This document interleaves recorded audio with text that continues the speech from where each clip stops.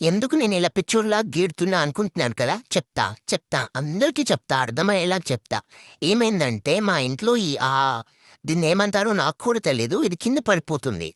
So, మా నాయనమ్మకి help చేద్దామని చెప్పి నేను మా నాయనమ్మ లాగుతుంటే నేను గూడా లాగుతున్నా. కానీ ఎంత లేపినా అది కదలట్లేదు. ఇంక చేం చేస్తాను చెప్పండి మీరు? అది చూడండి ఇంత పొడుగుంది. నేనేమో ఇంతే ఉన్నా.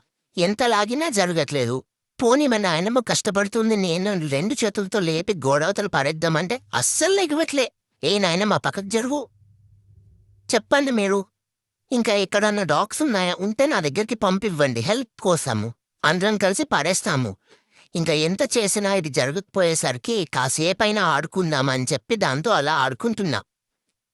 భలే ఉందే ఇలా. నాయనమ్మ ఇదిక్కడే ఉంచెయ్యి. నేను రోజూ ఆడుకుంటా.